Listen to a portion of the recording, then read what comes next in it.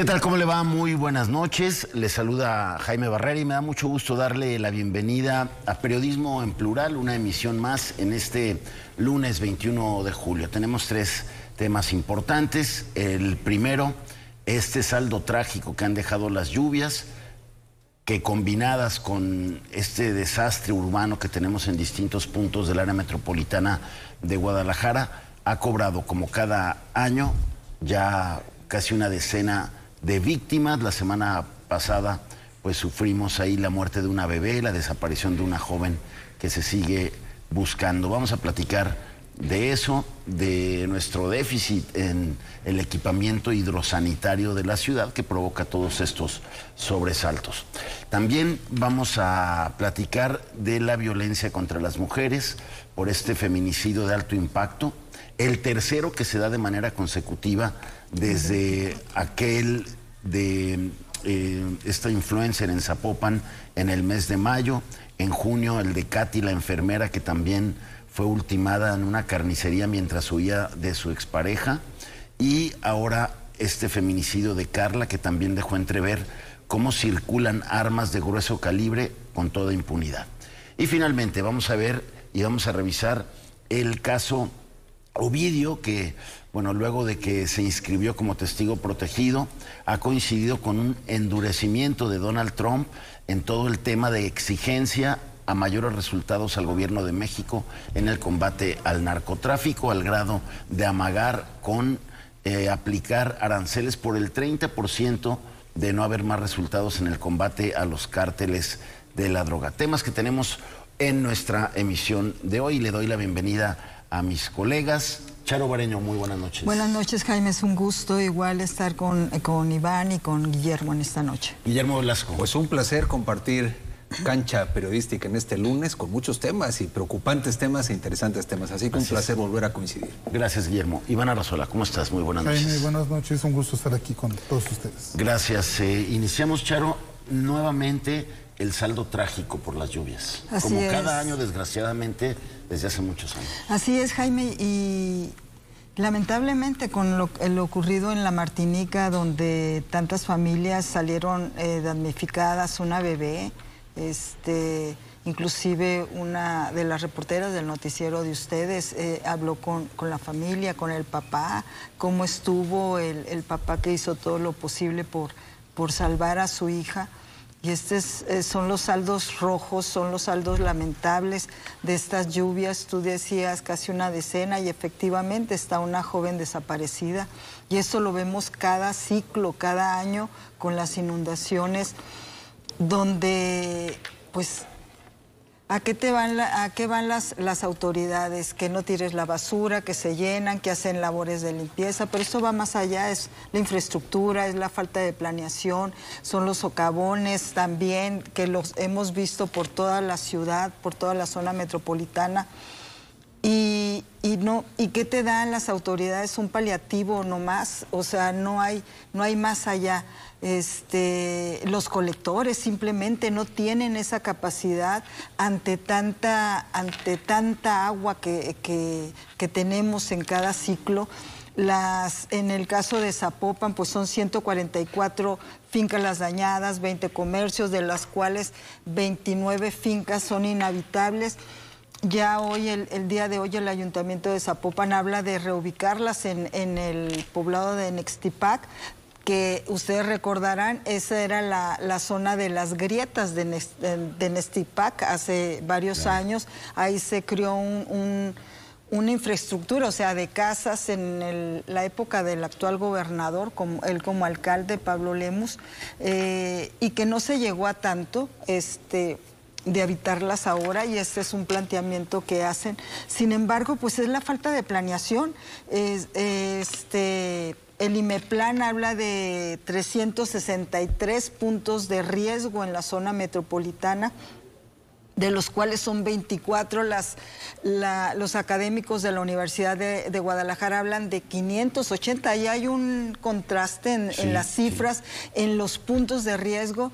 Y uno de ellos hablaba de que debería de haber señaléctica cuando uno transita por las avenidas, por los pasos a desnivel, pero yo creo que debe de haber una mejor planeación o más estructurada, los colectores simplemente, los drenajes, los colectores, sobre todo, de que no hay la capacidad, ahí debe de haber una reestructuración en cuanto al sistema de colectores que tenemos en la zona metropolitana. Sigue nuestra clase política y gubernamental sin darle prioridad a un tema. Parece, Iván, que sigue prevaleciendo aquella lógica de tubos enterrados no me reditúan popularmente ni electoralmente. Efectivamente, Jaime, y pues además todo esto ha ocurrido entre junio y julio, pero pues la de la semana pasada, cuando cae esta tormenta ahí en la Martinica, es de las más fuertes. Pero bueno, ¿qué va a pasar, por ejemplo, en un año cuando sea el Mundial y estemos ante una situación de estas características?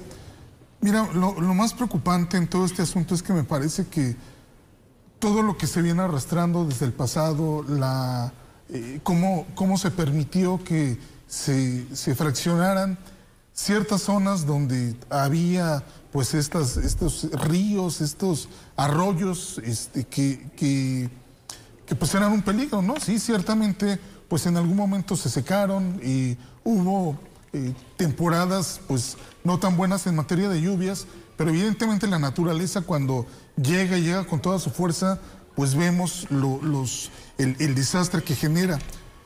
Y aquí un poco la inquietud tiene que ver con qué soluciones realmente puede haber para este problema, ¿no? Tomando en cuenta la cuestión electoral de que esto no reditúa el hecho de que pues no vas a salir a presumir, fíjate que este año pues ya no se me inundó, ese es un logro.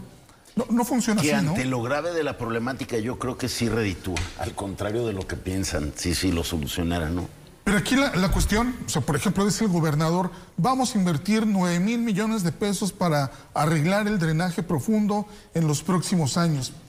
A ver, aquí este plan puede sonar bien, pero evidentemente, ¿qué es lo que se esperaría? ¿Cuáles serían los resultados a largo plazo de mejorar toda esta infraestructura? ¿Qué ocurriría, por ejemplo, en estas zonas en donde se encuentran a un lado de arroyos o en los mismos arroyos construidas casas que ahí definitivamente no se debieron de haber construido? Los van a remover, los van a reubicar. Hay, por ejemplo, toda esta capacidad pues para construir estos vasos, estos vasos reguladores, para de alguna forma tener políticas mucho más ordenadas, pero que al mismo tiempo esto también implicaría tener que mover a personas que viven en esas zonas a otros lugares, ¿no? Me parece que en esa circunstancia, Jaime, lo que estamos presenciando de alguna forma es un gobierno que sí va a tratar de atender estos problemas, pero que desafortunadamente son tantos y muy variadas las problemáticas que hay, que difícilmente una acción gubernamental va a poder disminuir estos problemas, me parece, en el corto plazo. Hace 10 años ya perfilaban una solución, Guillermo, no sé si recuerdas, siendo gobernador Aristóteles, siendo alcalde Enrique Alfaro, que por fin, a mí la verdad es que me alentó mucho aquel discurso de ambos gobernantes diciendo, somos otra generación, vamos a hacer una inversión multianual, pero se quedó en el discurso. Se quedó en el discurso político, Jaime, efectivamente, y es lamentable, porque a final de la historia, cuando no hay indicadores, es más, me voy un paso atrás, cuando no hay un plan integral para atender el asunto, un plan que no necesariamente tendría que tener impacto político electoral, aunque yo coincido contigo, lo podría tener, porque efectivamente esto está generando muertes, es una tragedia. La corrupción mata. Para mí sería esa la conclusión, ¿eh? Es que estamos en una situación muy grave, Guillermo, porque ya temporal de lluvias significa riesgo a la población. Pero además siempre es lo mismo, porque dijeras, a ver, un sismo, por ejemplo, es un tema que no se puede estimar, no al menos con antelación. Pero aquí ya sabemos exactamente, y lo sabe la clase política, cuándo viene el temporal de lluvias, cuándo es el estiaje. Entonces, lo lamentable del tema es que ocurriendo esto año con año, sucede lo mismo y simplemente va increciendo el número de muertos, el número de desaparecidos. Esto me lleva a hablar del CIAPA, lo cual es inevitable. Sí, claro. Porque lo señalamos en ocasiones por el agua cochina, el agua turbia, y es cierto. Pero no es solamente la falta de mantenimiento, el tema de que se ha convertido el CIAPA en una agencia de colocación, cuando rifan los criterios políticos, Jaime, por encima de la visión técnica, pues efectivamente se pagan consecuencias. No hay un plan integral, yo así lo resumiría. Y me parece que esto es lamentable. A ver, porque el tema va, poniendo sobre la mesa el tema del CIAPA. No hay transparencia. Después hay el planteamiento que puede ser demagógico o no de bajar las tarifas. Me parece que la gente en términos generales, más que un asunto de tarifas, lo que quisiera es resultados. Mantenimiento, claro. Es decir, y entonces me parece que el tema de no tener la infraestructura necesaria para erradicar este tema se vuelve lamentable. Ahora es curioso, pienso también en la clase política y sus argumentos. Nos dicen, oye, algunos, pienso en Zapopan, en Guadalajara, esto también pasa en Nueva York, ¿no? Es el argumento como decir, como si eso fuera en el primer mundo también sucede. Es la Martinica que lo perdió todo, perdió su patrimonio, perdió vidas. Entonces el argumento es decir, hasta en el primer mundo sucede este tema. Y en segundo lugar, también le trasladan a la sociedad una responsabilidad que no tenemos en ese sentido. A ver, es cierto que está muy mal tirar basura y que puede contribuir, pero eso es mínimo en comparación a una infraestructura que no es adecuada, consecuencia de la corrupción, de la falta de mantenimiento. ¿Y qué pasa? La clase política nos muestra la basura como diciendo, ciudadano, ponte las pilas en este tema. Entonces me parece que la autoridad está pateando el bote o como se dice, mirando para otro lado, cuando el asunto es imputable a ellos. Y yo diría también no hay cultura de prevención. No solamente es que estén buscando el rédito electoral, sino efectivamente después viene la tragedia y ellos van a hacerse fotos al lugar de los hechos para ver cómo están actuando en la emergencia. Pero ese no es el punto, sino que se dejó de hacer meses atrás, años atrás, para que esto no ocurriera, porque si no es, como dice el dicho, ya que murió el niño tapado el pozo. Pero además no lo tapan, que es lo peor, porque año con año se sigue repitiendo la misma historia. Hubo una nota que sacamos aquí en N+, donde había reportes de vecinos que decían, oigan, la calle se está agrietando en la avenida Malecón, donde colapsa el pavimento, porque ya se estaba filtrando el agua, yo creo que de meses. ¿Qué fue el socavón? Y que luego se provoca este socavón que de milagro no cobró víctimas, ¿eh? Entonces, no hay tampoco la atención a los reportes ciudadanos. Tal vez se pudo haber previsto que ese colector estaba en malas condiciones antes del sustazo que se llevó esa familia que cayó al fondo o este operador de esta góndola, ¿no? Sí, y sí vi esa información. La reportera se me hizo muy buena cómo hizo la cronología, la línea de tiempo, por cierto. Y efectivamente, y fíjate, hace horas, en este día o antier, no me acuerdo, platicando con un compañero periodista también, de lo importante que son las redes sociales. Y hablo en este aspecto. Todas las unidades de protección civil tienen redes sociales, bomberos, no estoy responsabilizándolos, pero este tipo, ya saben también el Instituto de Meteorología y Astronomía de la Universidad de Guadalajara, estamos en un chat ahí, por cierto, y nos están manejando información, y hablo de eso en relación a lo que nos comentas, de que sabemos que va a llover, que va a estar, y hay zonas de riesgo, pero están calladas, o a pesar de que está la lluvia, por ejemplo, ahorita te metes a las redes sociales de las unidades de emergencia o de las dependencias que deberían de estar informando y no están informando. Nos atiborran de información, de fotos, de videos y todo eso, pero durante está la emergencia, en este caso ahorita que estábamos escuchando que estaba fuerte la lluvia hace unos momentos, bueno, en la tarde, pero no tenemos esa información como medio de comunicación. Y lo que tú dices, los reportes ciudadanos es como una llamada a misa. Sí. Porque la reportera del noticiero de ustedes consignó los reportes ciudadanos de la gente. Y nomás, no solamente en este caso, hay en otros lugares y hay otras zonas de la ciudad donde están apareciendo los socavones. Y tú dices, bueno, ¿y qué pasa con el reporte ciudadano? ¿A dónde llega? Pues llega a una dependencia de un municipio o de una unidad de emergencia, pero hasta ahí queda. No pasa lamentablemente. Nada. Ahí la gente se preocupa, llama a los medios, oigan, es que yo ya hice el reporte hace un mes y no responde. Pero ¿y hace de cuántos años? Por ejemplo, el caso de esta información que dio la reportera de ustedes, hizo la cronología, la línea de tiempo desde el año, no me acuerdo, pero fueron varios años, varias administraciones municipales y estatales. Y no solamente de dependencias de los ayuntamientos o del gobierno del estado, también del CIAPA, por ejemplo. Se veía venir el que yo destaco esto que dice Charo. Si simplemente la autoridad hiciera caso de forma oportuna de los reportes ciudadanos, no digo que esto resuelva lo estructural, pero sí puede salvar vidas. Es decir, hay tramos que se podrían cerrar de inmediato ante el inminente aguacero que va a caer y sin embargo no se hace. Es decir, se atiende a una gente cuando a lo mejor ya hay un coche sumergido, una gente detenida ahí, en fin, eso es terrible. Como sucedió con esto, y que iban familias, iban menores de edad, independientemente de la edad o lo grande, ¿no? También había adultos, los choferes, claro. que hubiera pasado una desgracia. Sí, ahora otra historia sería el hacer caso a los reportes. Ahora yo sumaría esto, Jaime, la voracidad inmobiliaria.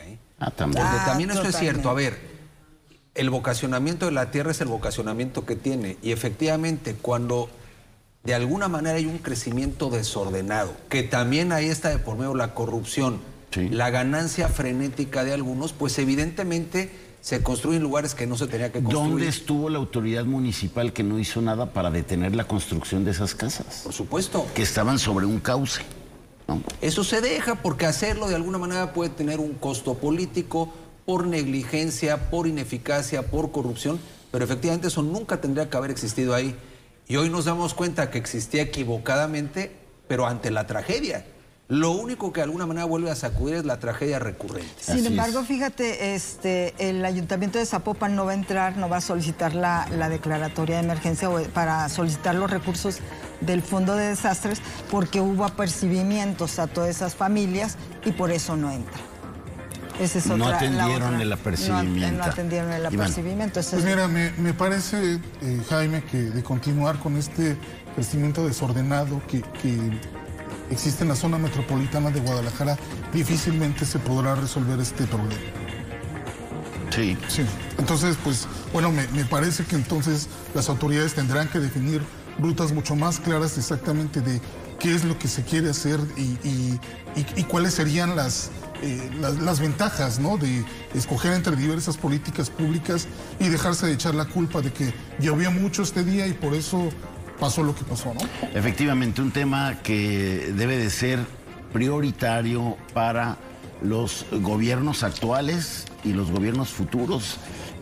Cuando hay relevo de autoridades, saber que se tiene que continuar con un camino, si no esto pues nunca se va a resolver de manera definitiva. Tenemos que hacer una pausa, es breve, quédese con nosotros. Regresamos aquí en Periodismo en Plural.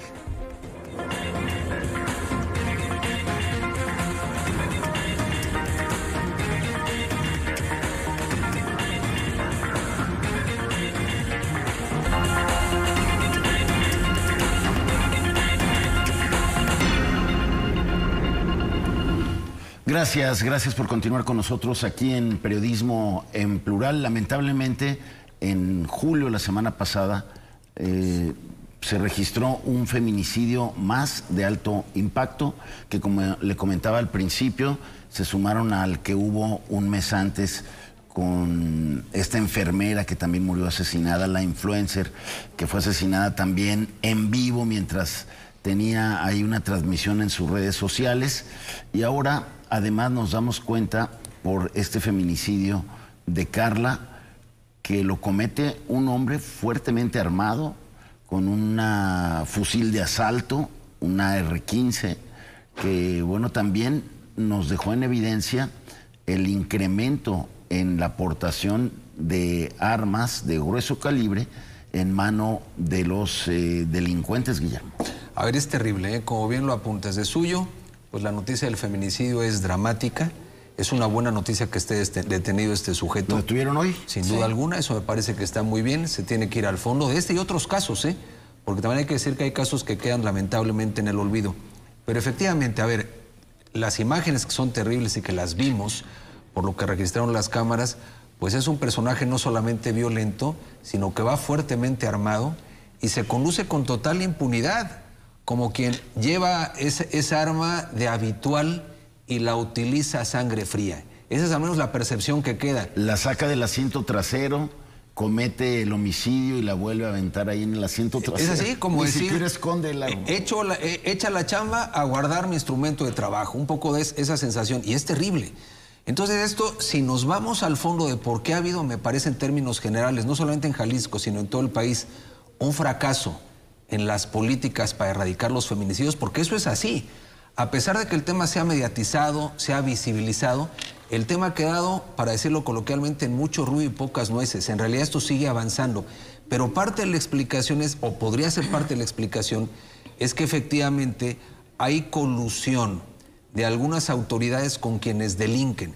Si personajes presumiblemente ligados a la delincuencia organizada van armados, fuertemente armados, y no pasa absolutamente nada, y pueden matar a una mujer así a sangre fría, como podrían matar también a un hombre, pero en este caso se trata del asesinato de una mujer, pues evidentemente es difícil que se vaya al fondo en este tema. Entonces, creo que nos lleva a la reflexión de cómo se mueven armas en todo el país de forma indiscriminada, y también me llama la atención, a pesar del mucho ruido que se ha hecho, la denuncia y demás, el botón de pánico, los programas de concientización, en fin, pero lo cierto está en que los números no nos indican un avance sustantivo en esta materia. No hay avances en las políticas públicas para disminuir la violencia contra las mujeres, Charo.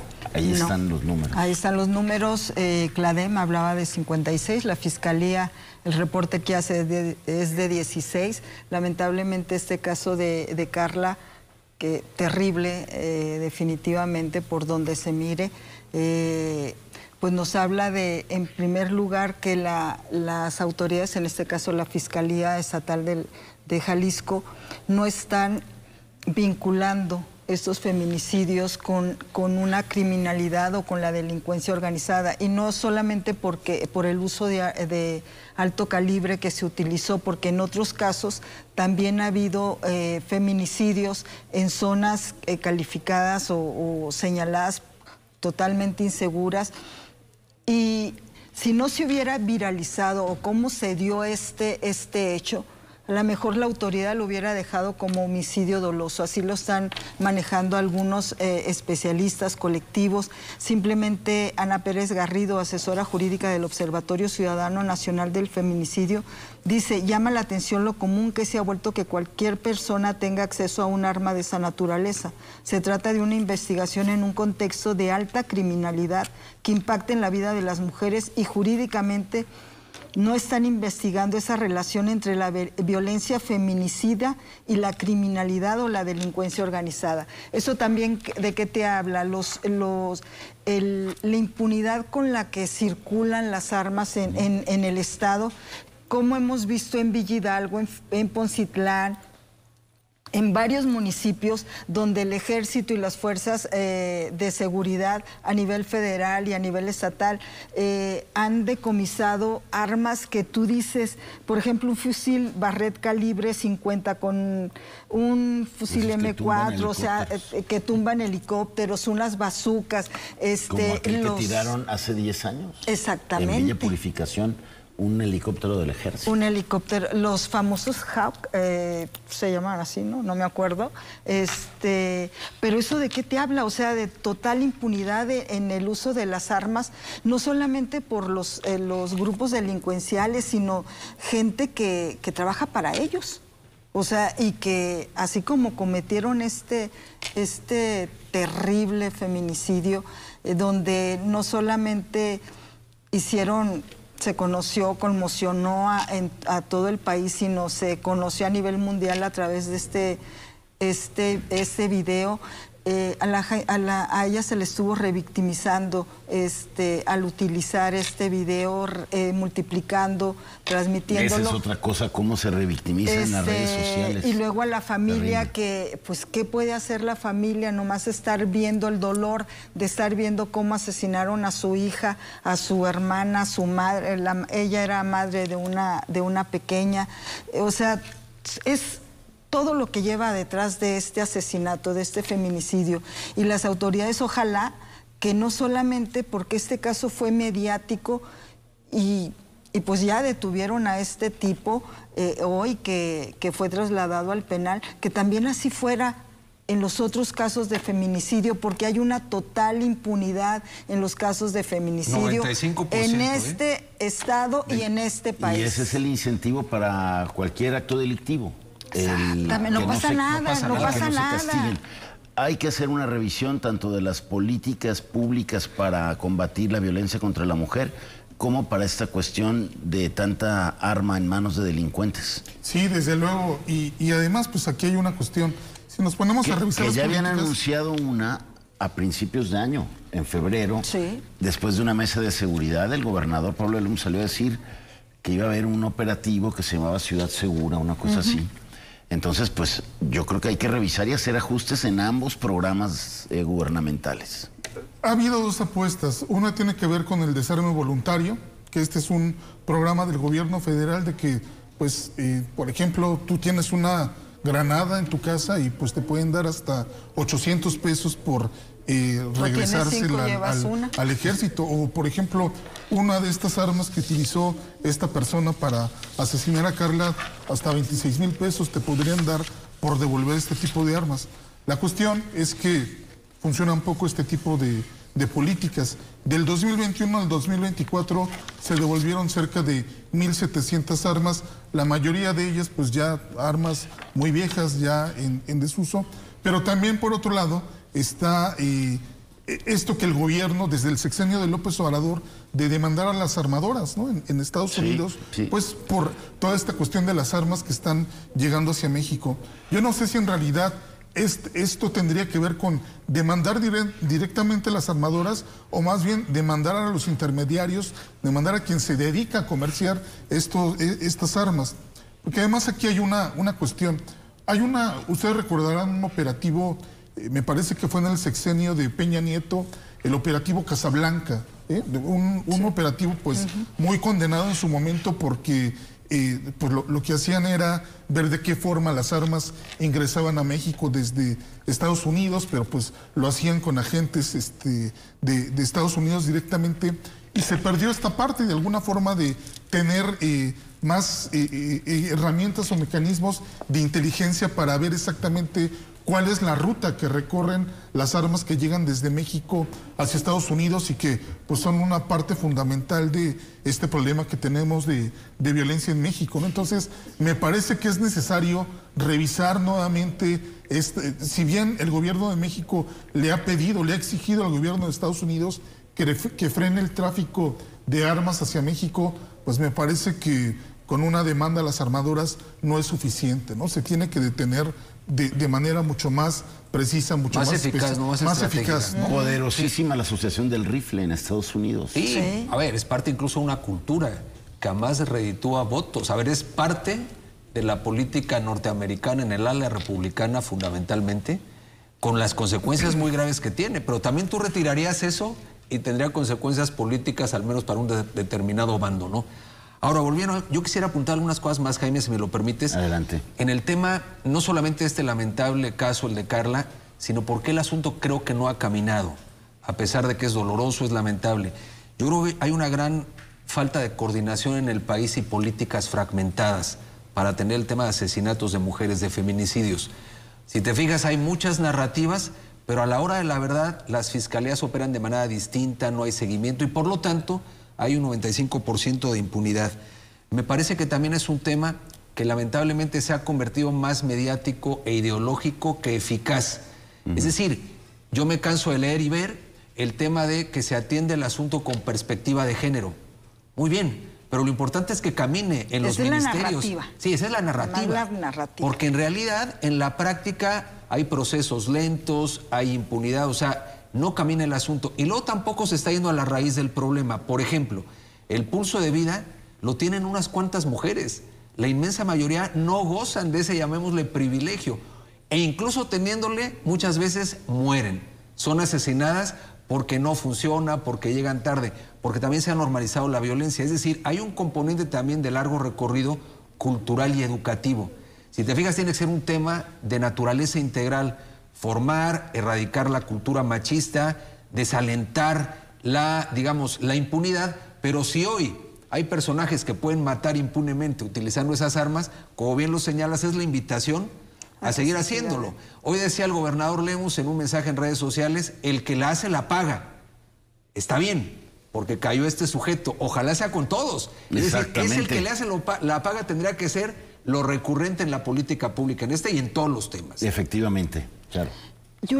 Y cómo revictimizaron en el hecho de que en los comentarios tú veías a la gente que detrás de un telefonito, una tablet, lo que tú quieras, comentar, es que ella tuvo la culpa porque... Una revictimización abierta, horrible. Inadmisible. Inadmisible, totalmente. Nadie tiene derecho a asesinar de esa manera. Claro que no, claro que no. Pero ahí te habla de cómo das pie a ese tipo de comentarios tan abominables y revictimizando a una persona que ya obviamente pues ya no se pudo defender y su familia tampoco la puede defender. Con todo este tipo. O sea, tocaste un punto acerca de los pulsos de vida. Yo toco el de las medidas de protección que tienen las mujeres que han sido víctimas de violencia. Estas medidas de protección o de restricción hacia el violentador debería de tener un seguimiento y no se hace. Ahí hay un vacío y sobre todo porque los primeros deberían de ser las policías preventivas. Esas dependencias, esas corporaciones que deben de tener vigilancia hacia estas mujeres o estar checando, dándole un seguimiento y no se da. Hemos visto muchos casos que han sido denunciados, o sea, de mujeres que han denunciado, lo de Casa Jalisco principalmente, podemos citar ese caso de que fue detrás de ella y la asesina, la mata. Y más reciente el caso de Katy, la enfermera de la colonia Jalisco, que es el exnovio el que la asesina, después de una persecución ahí por las calles de la colonia.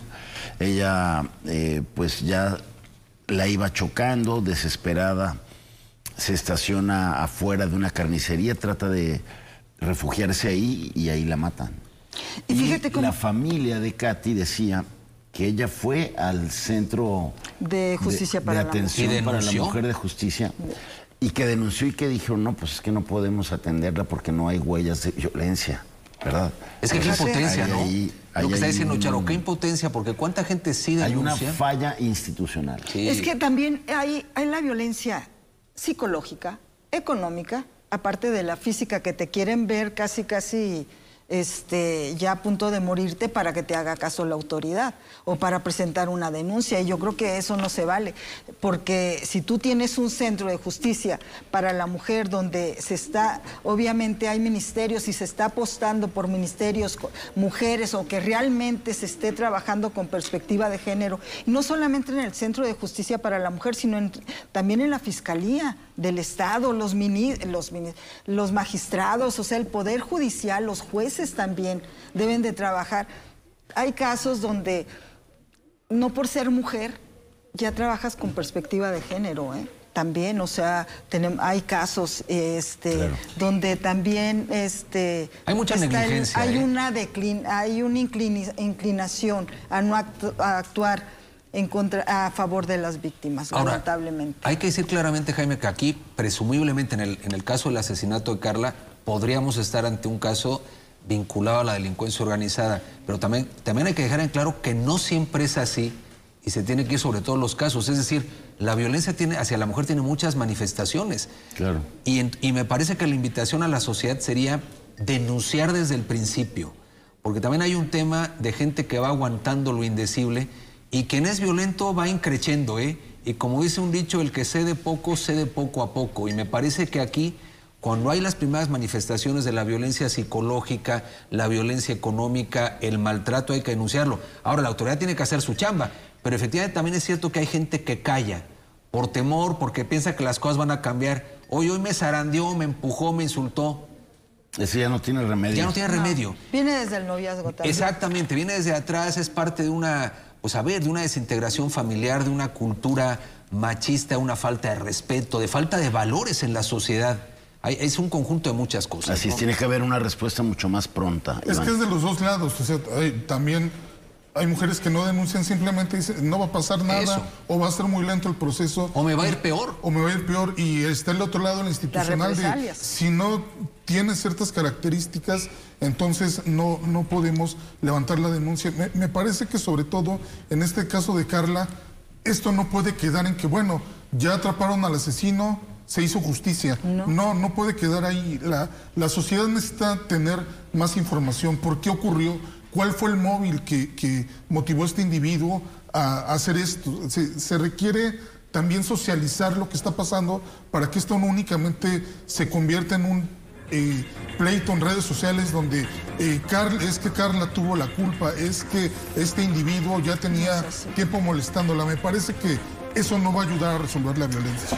Así es, mucho que trabajar en estos dos planos. Uno, en el combate de la violencia contra las mujeres, y otro, cómo le hacemos para sacar de las calles, de las colonias, tanto delincuente con armas y cada vez de mayor calibre. Dos tareas muy importantes que está obligada la autoridad a responder de mejor forma. Tenemos que hacer una nueva pausa. Es breve, quédese con nosotros. Volvemos aquí en Periodismo en Plural.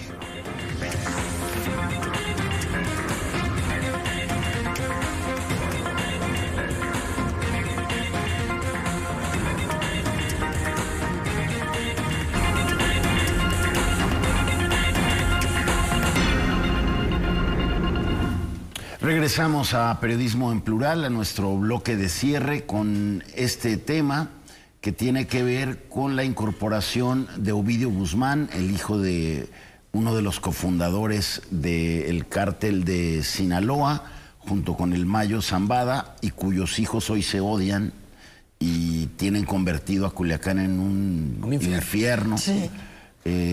Por más que se mandan efectivos militares, por más que hable el gabinete de seguridad de que va mejorando la situación ahí, pues los que viven allá dicen que pues viven con muchísimo miedo, no salen a las calles, en fin.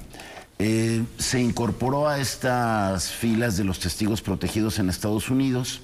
Eso pues le sirvió para incluso que lo excarcelaran, que no estuviera en el sistema penitenciario de Estados Unidos, sino en algún lugar custodiado por la autoridad estadounidense.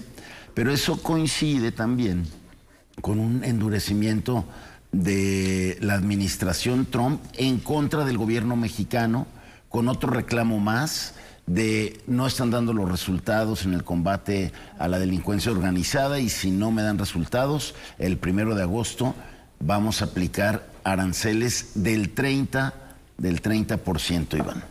Así es, bueno, me parece que recordarán ustedes el viernes de la semana previa, cuando la presidenta hace esta visita a Sinaloa y también se da la audiencia de Ovidio, ¿no? Sale el abogado con Jeffrey el Lichtman, pleito del abogado de Ovidio. Con el pleito del abogado de Ovidio, que realmente metió en una crisis de comunicación a la presidenta y a su equipo, de cómo una jefa de Estado le va a responder al abogado de un narcotraficante.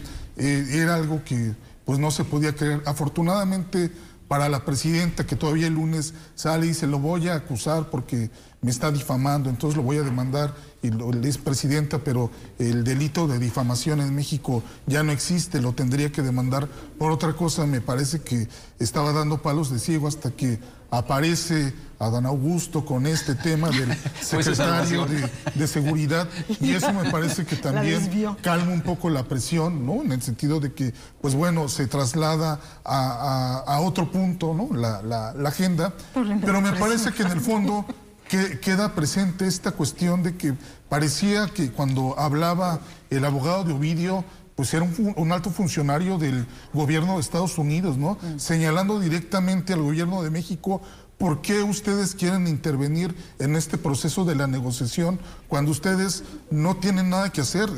Se firmó un tratado en 1978, entonces nosotros requerimos a esta persona y podemos hacer una negociación con ella porque es parte del tratado. Sí tendríamos que dar una explicación si hubieran cambiado las acusaciones, ¿no?, que se habían hecho en contra de Ovidio, pero pues no es el caso. Y de ahí no termina ahí nada más la discusión. Después, en redes sociales, esto continúa nuevamente el abogado de Ovidio que señala, bueno, a ver, ¿para qué quiere el gobierno mexicano que le mandemos algunos presos? Si lo que pasó con Salvador Cienfuegos, donde el gobierno mexicano sigue durante creciendo la el tema, ¿no? de López Obrador prometió que lo iban a juzgar y lo regresan a México y lo exoneran, ¿no? Entonces fue una tras otra sin que pues realmente el gobierno de México pudiera contener toda esta narrativa y como bien lo señalas, Jaime, eso ocurrió el viernes. El día sábado sale Trump y dice 30% de aranceles porque no han hecho lo suficiente. Y bueno, viene la respuesta desde el gobierno de México, pero pues nosotros hemos hecho todo lo que ha estado a nuestro alcance, les hemos mandado a 29 narcotraficantes, hemos cerrado la frontera, hemos hecho decomisos de fentanilo, pero pareciera que eso no es suficiente para el gobierno de Estados Unidos. Toda la semana pasada se habló del tema, primero con la conexión del pleito con el abogado. Correcto. Las reacciones de los aranceles, pero pareciera, Guillermo, que el abogado era el vocero del gobierno de Estados Unidos, porque nadie salió a desmentirlo, nadie del gobierno, nadie del gobierno de Estados Unidos salió a decir, a ver, ese abogado no tiene que andar hablando, presidenta, por favor, no le haga caso. Increíble. Nunca salen a decir nada. Es más, parece como que es la avanzada de lo que va a decir luego el gobierno de Estados Unidos. Pero increíble que la presidenta de México haya entrado a ese juego. Salió mal y tarde después el fiscal. Pero en realidad la presidenta se quedó sola. Esa es la impresión. La acorralaron literalmente. Después se quiso recomponer el asunto, pero me parece efectivamente que estuviera hablando un alto dignatario o mandatario en Estados Unidos y está, como bien lo refiere Iván, hablando el abogado de un criminal. Eso es lo que me parece que es llamativo. Ahora... Y la presidenta va y se pone se puso al nivel. Ahora, yo creo que esta es una telenovela, Jaime, si me lo permites así, que tiene varias derivadas. En primer lugar, a ver, desde luego, lo que significa que hoy tenga ese estatus Ovidio, negociando con el gobierno de Estados Unidos, y lo que significa para él y lo que él puede informar del otro lado de la frontera. Es decir, esto sí simbra, me parece, lo que podría significar los posibles vínculos del gobierno con actores del narcotráfico. Y no solamente el gobierno, porque aquí lo que se dice es que el tema puede salpicar empresarios, actores sociales. Es decir, aquí puede haber una trama muy compleja en lo que podríamos hablar de lo que se ha denominado el narcoestado mexicano. Ahí está el antecedente de estos dos bancos y la casa de bolsa. Por supuesto. De un hombre, un personaje central en la administración pasada. De la 4T. En segundo lugar, es interesante ahora el intento en la narrativa oficial con García Harfuch, hoy señalando que fue detenido estrictamente por autoridades mexicanas. Es decir, ante las declaraciones que hacen del otro lado, el abogado de Ovidio, hoy García Harfuch dice, no, a ver, esto es mérito completo del gobierno mexicano. Porque efectivamente están en esa batalla de la credibilidad, de las acciones contundentes para acabar con el narcotráfico y demás. Ahora, a Trump esto le viene como anillo al dedo. ¿Por qué? A ver, el gobierno se ha venido sometiendo paso a paso, entregó criminales, se dio llevando a la Guardia Nacional a la frontera, está haciendo lo que pide Trump. Y a mí me da la impresión que es más... Fíjate, a ver, desde luego hay un problema muy serio del fentanilo, pero esta es más bien una acción comercial disfrazada de lucha contra el narcotráfico, porque ¿qué es lo que va a pasar? Ante ese tema de lo que está pasando en México, y si le sumamos el tema de Hernán Bermúdez, en el caso de Tabasco, el hecho de que un secretario de Seguridad Pública a la vez parecía ser que era el que jefaturaba un cártel local, brazo de otro cártel más poderoso, pues efectivamente, nada más que ahí, efectivamente eso era en tiempos que era gobernador, el hoy coordinador de los senadores de Morena, es otra derivada.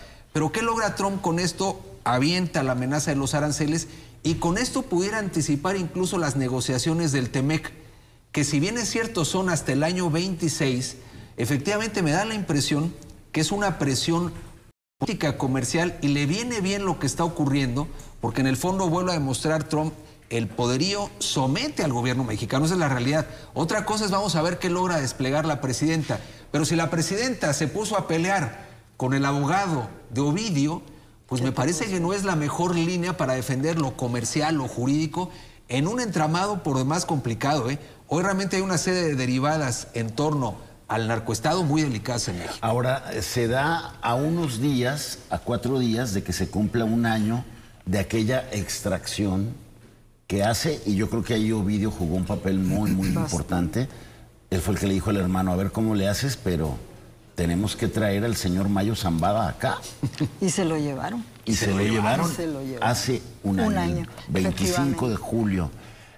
Eso también va a dar de qué hablar, porque pues ahora están las familias de los fundadores del cártel de Sinaloa declarando como testigos ante el gobierno de Estados Unidos. Y sobre todo con el letrero que ustedes pusieron, Ovidio, la pesadilla es la pesadilla para aquí en México y para muchos, inclusive hasta para su familia, porque se habla que dentro de los acuerdos que tiene el gobierno de Estados Unidos con Ovidio Guzmán es también pues a sus hermanos. Traicionar a los medios hermanos, sobre todo porque ellos, desde que él comienza a decir que eran los que lideraban el cártel que antes era de su papá, bueno, sigue siendo, aunque él esté encerrado, pero eso te habla de que cuál credibilidad hacia un narcotraficante pero esto los pone a temblar a muchos aquí en México, como bien decían Iván y Guillermo.